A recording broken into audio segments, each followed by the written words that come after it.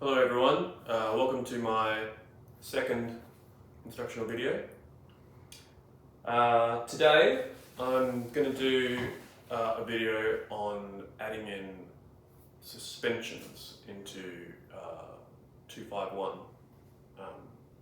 jazz chord progressions. So, in classical music, the suspension, at least in early form classical music, a suspension has to be prepared and resolved in a certain way. So just a very simple example. If you're in, say, C here. Let's say I wanted the C to be my suspension. Let's say I was doing a 7/6 suspension. Okay, this is a 7/6 suspension.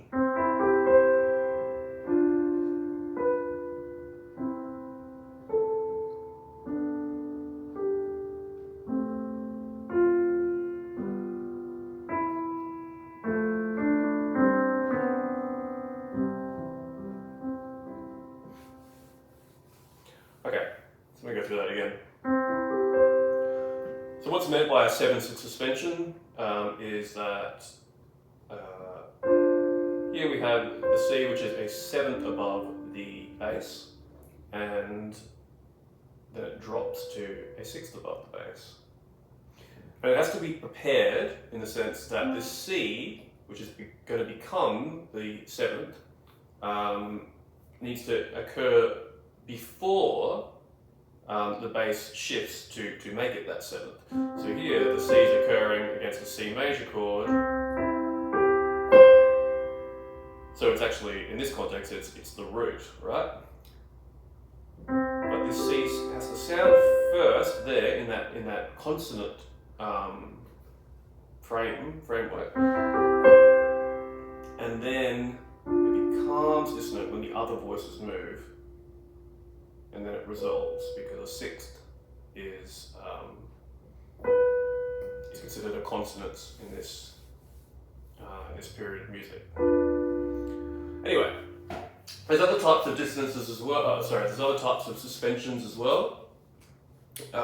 You could have a 9/7 suspension. Okay, this is a double suspension, which is what we're going to mainly talk about. So a 9/7 suspension. You could have something like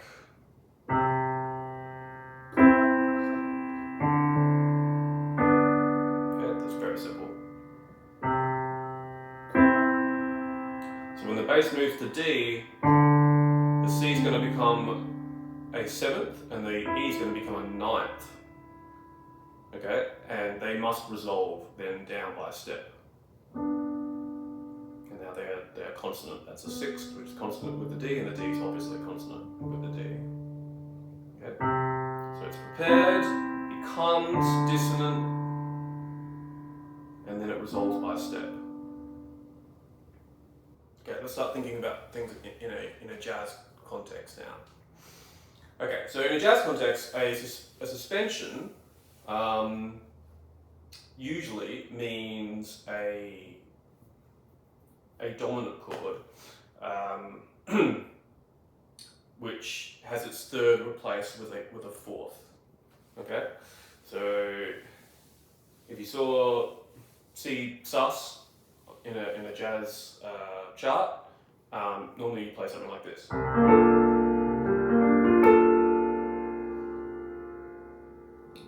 Okay, or maybe that. I'm playing the 7th, I'm playing the 9th, and crucially I'm playing the 11th, and in this case the 5th, or it could be the 13th up there. Crucially I'm playing that 11th. Now you could resolve it, then the 11th would drop to the 3rd like this. Okay.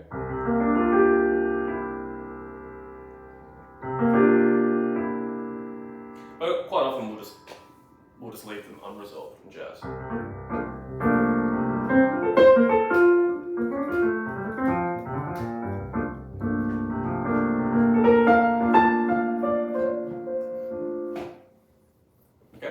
So what I'm going to do now is I'm going to try to add in a double suspension into a 2-5-1 formula. Okay? So why would I want to do that? Well, in jazz, quite often we're taught chords to begin with, and you can get stuck into thinking that they're kind of these blocks that you can't, alter much. And of course, that's not really true. And adding in these double suspensions is a really nice way to introduce a little bit of implied polyphony, okay, an implied counterpoint, which can be quite subtle and beautiful sounding. If you take a standard, standard 2-5-1 in B flat major, we would have this. Okay. You can voice it like this.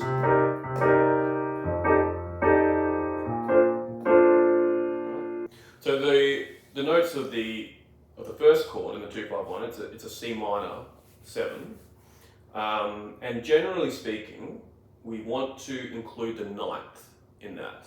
Okay, that's how we normally would play it in these rootless voicings. Normally we would include the ninth, but we're not going to do that with the double suspension because there's only so many other notes that we haven't used yet, and we're going to use that ninth as one of our suspension notes. Okay. Now, crucially, there's a couple of things which are going to be crucially different to how the suspensions work in the classical context. One of them is that we're not going to bother preparing it. Okay. This would be an unprepared double suspension, and in classical music, triads are considered to be very stable, and things always basically lead back to triads. In jazz is not based around triads. Jazz is based around everything being a seventh chord. That's the underlying texture of pretty much all jazz. It's seventh chord based or above. So we want our suspensions to lead back to some kind of seventh chord at least, right? So with this C minor 7 chord, okay, normally we would include the ninth. We're going to actually use the ninth as one of those suspended tones, so we're not going to make it part of the chord. What we're going to do is we're going to use the 7th chord. If we're in the key of B flat, right? Okay, we're in the key of B flat. We're going to use the 7th chord, which is exactly a fifth above C minor 7, which happens to be G minor 7. Okay, and why are we going to use that? Well, because G minor 7 has 2 notes in it which are different than C minor 7. That's G minor 7, that's C minor 7. Notice that both of them have a G and both of them have a B flat. The difference is that the C minor 7 has the C and the E flat, and the G minor 7 has the D and the F. And the D and the F are a step above the C and the E flat. So they can act as a suspension, as a double suspension. So rather than landing straight on a C minor 7, we're going to land on a G minor 7, and then we're going to hold the G and the B flat, and we're going to resolve the other notes down. It's going to form this, which is just, a straight C minor 7, no ninth or anything else, which normally would perhaps be a little bit bland, but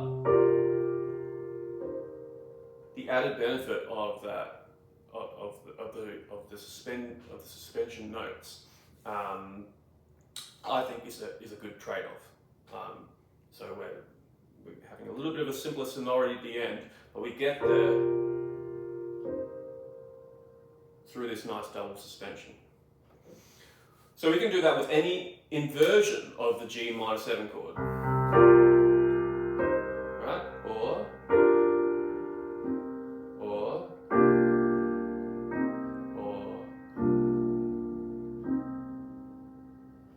So in this closed position meaning less than an octave, something that I can play with one hand, the suspension is always going to be a third.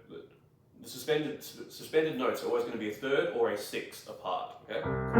Here they're a third apart. Right?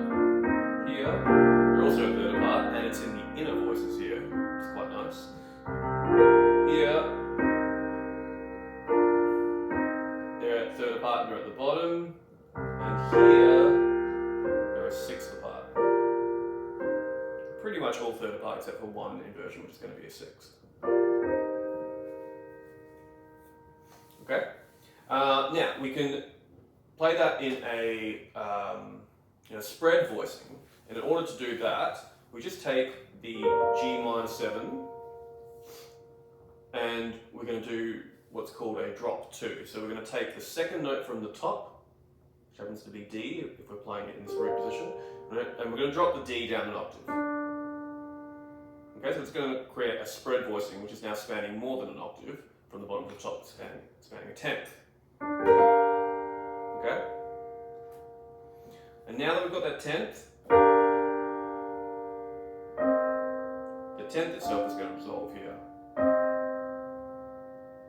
Okay, we can take that through all inversions as well. So,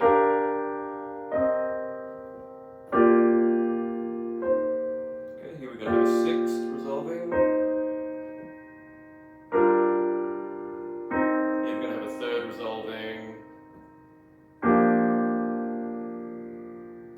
Here we're going to have a sixth resolving again. Now let's get to the dominant 7th chord. The dominant 7th chord,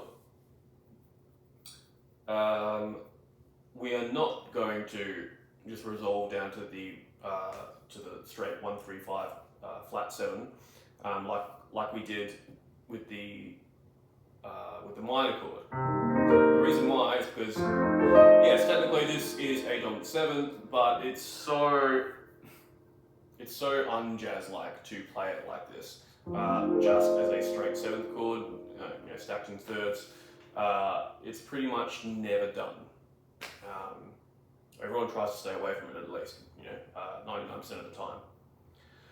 So I'm actually going to think of the 5 chord as really being the 7 chord. Okay, now in a major scale, remember we're in B flat major. In a major scale, the 7th chord is half diminished. Okay, it's a minor 7 flat 5. But if you put that over the 5, over the dominant bass note, then it becomes a dominant 9. And that, even though it's still pretty straightforward, it's all thirds, at least in this voicing, which is not great, but that definitely starting to sound much more jazz-like. Still very simple, but it's totally acceptable. Okay, whereas that's really not. Okay, so we're thinking this is our goal, to get to this A minor 7 flat 5, which is really F9. And we're going to get there then by adding a suspension to 2 of these notes. It's actually going to be the same idea that we used before. So the C minor 7, remember we thought of the chord which was a fifth above, which is G minor 7. We're going to do the same thing here, really. We're going to take the A minor 7 flat 5 and we're going to go up a fifth in the scale, which is not a perfect fifth, as it's a minor 7 flat 5, it'll be a diminished fifth, okay? And if we make a 7th chord off that note, it's going to be E flat major 7. So E flat major 7, see it's got two notes in common with the A minor 7 flat 5. Okay, it's got the G and it's got the E flat. But then it's got B flat and D instead of A and C, and again B flat and D are a step above A and C, so we can use them as suspensions. Okay? Cool. Very simple sound, but elegant.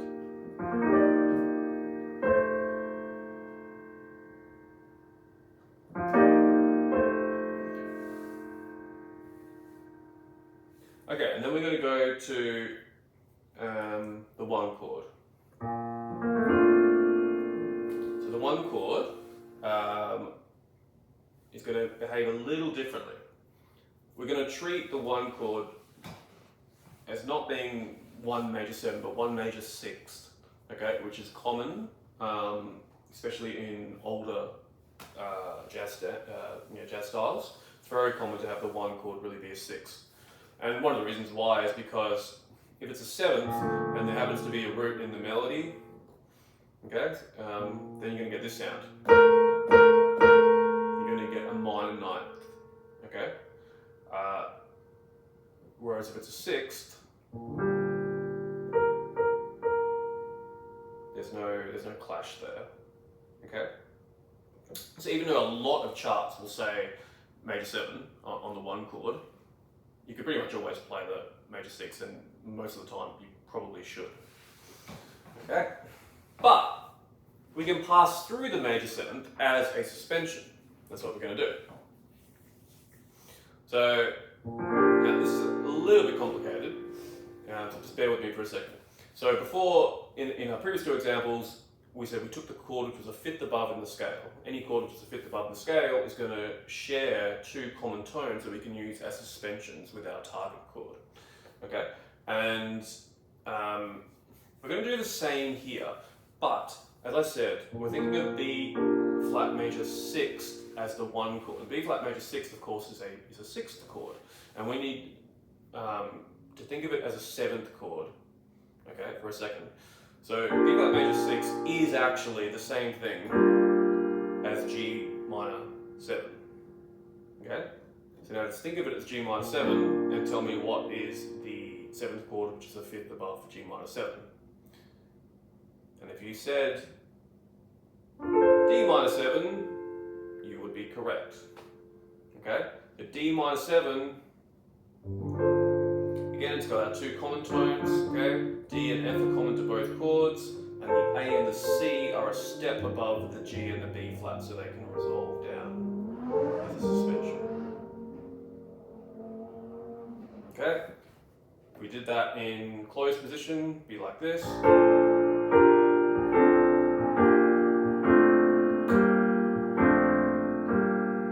Okay? And if we do it in open position, it's going to be like this. Okay?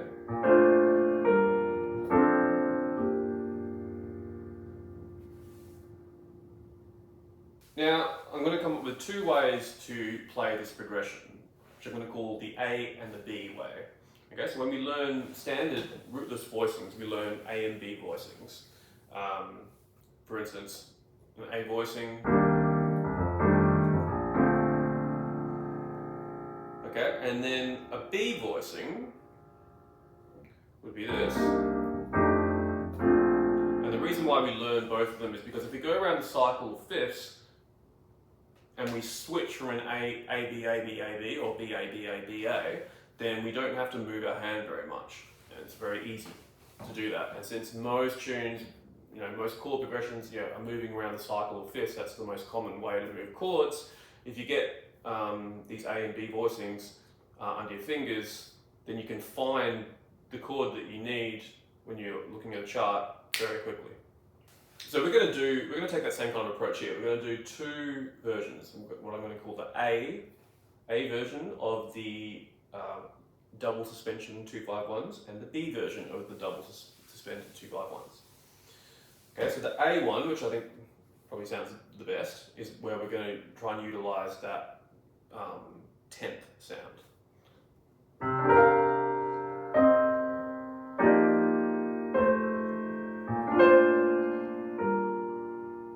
Okay, I'm going to add in just this little passing move at the end, and we're going to lower the 6 to a flat 6.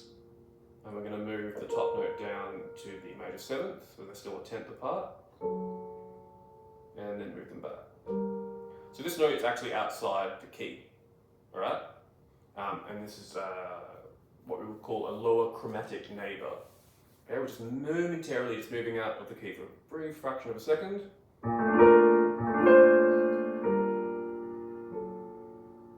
And then back. This is starting to tie in quite a bit with Barry Harris's, some of Barry Harris's methods of the major 6 diminished scale, and I will cover that. I think I actually used a bit of that in the opening demonstration I did, and I will cover that in a later video. But for now, let's just focus on what we have here again. Okay, now we go around the cycle. We're in B flat. The next key around the cycle would be E flat. So we're going to go to an F minor chord now, because that's the 2 of E flat, F minor 7. Alright, and I'm going to go to this voicing here. Okay, so this has got the 9th on top. Remember, I'm thinking a 5th above whatever chord I'm on. I'm on F minor 7, I'm in the key of E flat. What's the chord which is a 5th above that in E flat? It's C minor 7. Okay, so I'm looking for C minor 7 up here. This is C minor 7, but I'm going to drop the top note, second top note down, because I want to do this as a drop 2 spread voicing.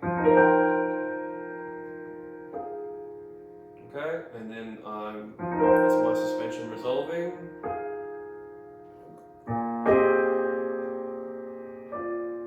And there it is again. Same dominant suspension. And now again, we're going to be in E flat, and we're going to do a 7-9 suspension. So here's our 7th against E flat, that's the 7th, and here's the 9th. Okay. And again, we're going to add in this.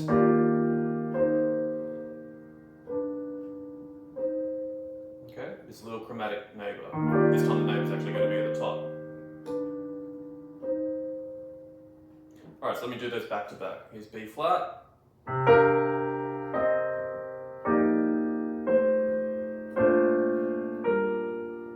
Here's E flat.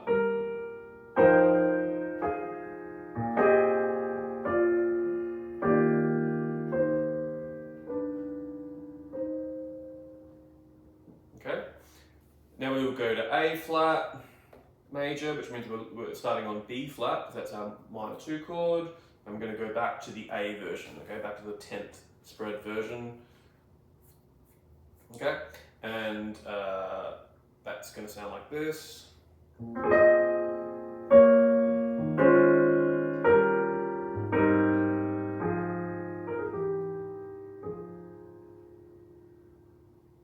Okay, one more time.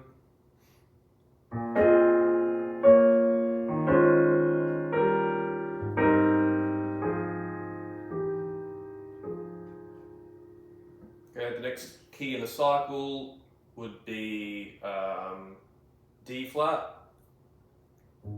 So now we have to go to E flat minor, because that's our 2 chord, and we're going to go back to the voicing with the 9th on top of that.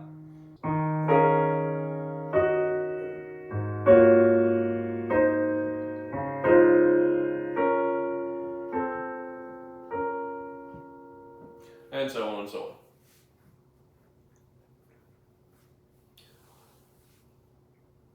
So,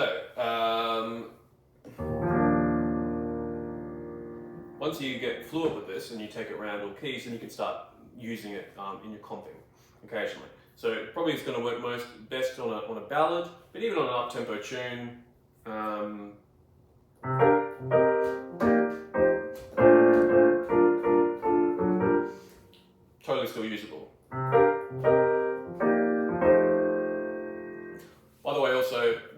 practicing that with me holding the bass note each time, so you can hear how this sounds against the bass, but you should practice it as well without actually doing that. So just like this.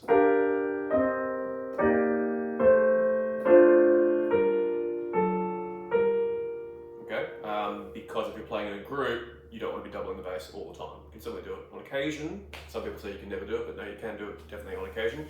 But you definitely wouldn't do it all the time. You would get in the way.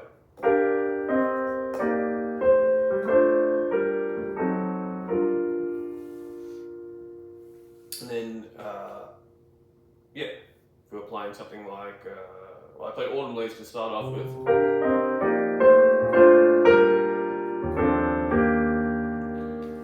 And yeah, there are a few chords here at the end which we haven't covered. Like this is the 4 chord. And then there's a minor 2-5-1.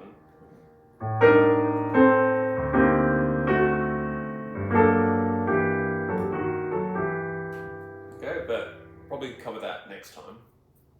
I think this is enough to focus on for one video. And then yeah, if you were playing, I don't know, Green Dolphin Street.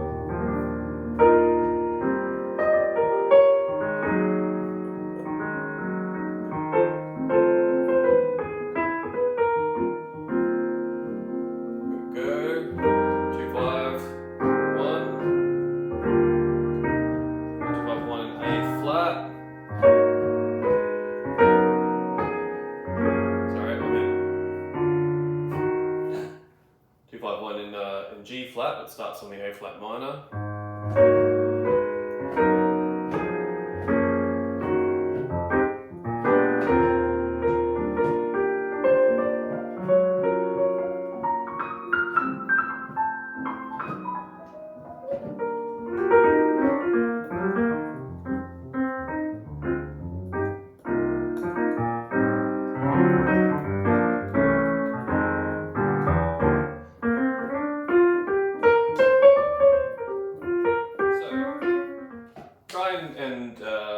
Yeah, take this around the cycle, right? All 12 keys.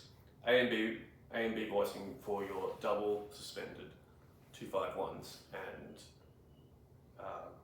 you can get a bit of this sound into your playing.